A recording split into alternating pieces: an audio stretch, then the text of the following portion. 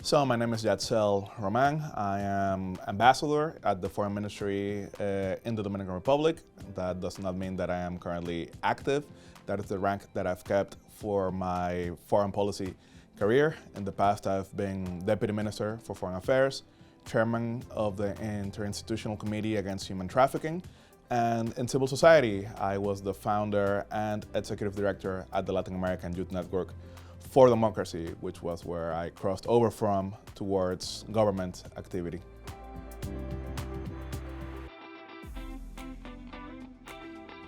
When I was a young kid, I became very curious towards the reasoning why Latin America had so many dictatorships. 31 years in my own country, 35 years in Paraguay, 17 years in Chile, to this day a dictatorship in Cuba. So I became obsessed with finding out the reasons why this could happen. And I realized that the best way to combat authoritarian activity in the region, in my country, was through political participation. Over time, I also became acquainted with the fact that there were countries that had a malfunctioning democracy, so that only strengthened my convincement that political participation meant not only anti-authoritarian, but also pro-functioning institutions. If you definitely want to make a change, if you want to implement your ideas, you have to be in politics. Of course, that doesn't mean that you have to forget about social activity, which is the best way to make people conscious about what is happening, to make people more knowledgeable regarding the issues. But if you want to actually implement those ideas, if you actually want to see them working, you have to be in the parliament, you have to be in the executive, you have to be in the local governments. So I think it is important to know that there must be a crossover from one side to the other if you want to see that change actually become a reality and not just an ideal.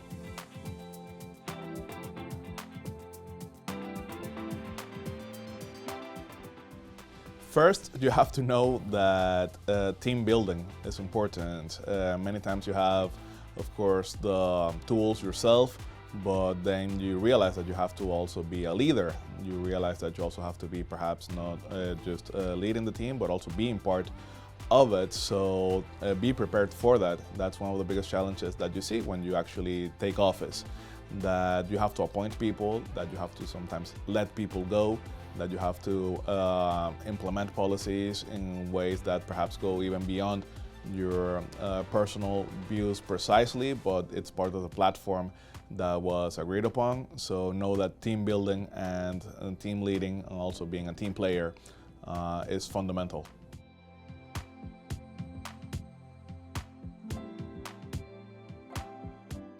Building an effective team is easier said than done. Of course, there can be many advices that I give, but first you have to test those around you. It has to be results-based, and there has to be a follow-up on what is tasked. I think that's the best way to know. I don't think anyone can form the best team from day one. If that were the case, you wouldn't see cabinet changes over time. You have to base things on the results that are met, and you also have to take decisions, make decisions, so as that the policy that is agreed upon can be implemented in an effective manner.